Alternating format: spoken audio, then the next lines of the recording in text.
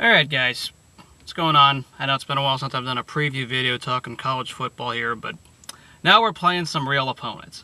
Cal, New Mexico State, not really a big deal. We knew Cal rebuilding, knew everything, so that win, throwaway game pretty much.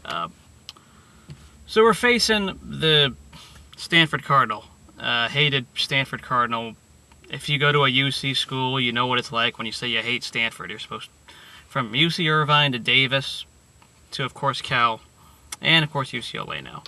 You hate Stanford no matter what, so playing them in the farm, you know, it's kind of sad. Actually, I wanted them to win against Utah last week, but Utah had some other plans, and suddenly we're not facing them undefeated. But you know what? It's still going to be a tough game. They're angry. They're pissed off. They're very angry over that loss to Utah, and they're going to take our frustration out on us.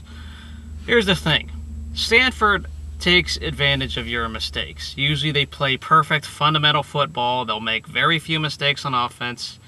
They got Brett Hogan there as a great game manager. He doesn't have to make plays as much, only when needed to, which he usually does.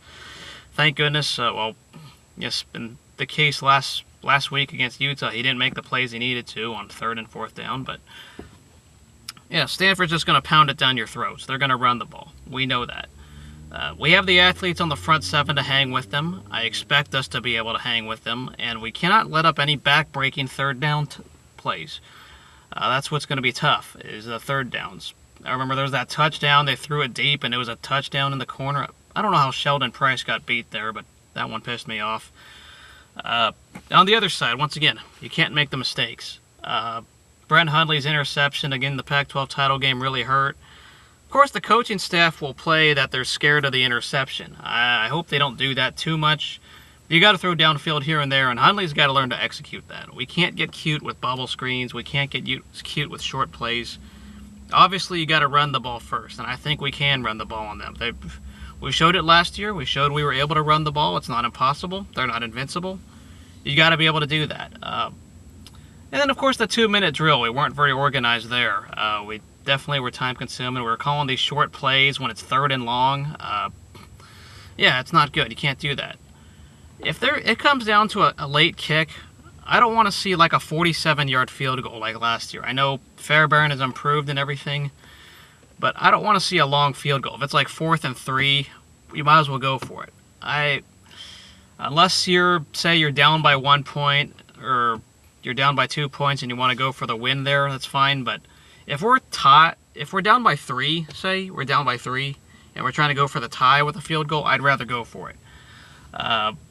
We got to be able to go for the risks, and this is one of those games we got to lay it all on the line. We can't make the mistakes. We got to be fundamentally strong, and they're going to bring their jumbo package on 3rd down, a very standard 3rd and short. They're going to be passive. You just got to win the battles up front. So that's about all I got to say.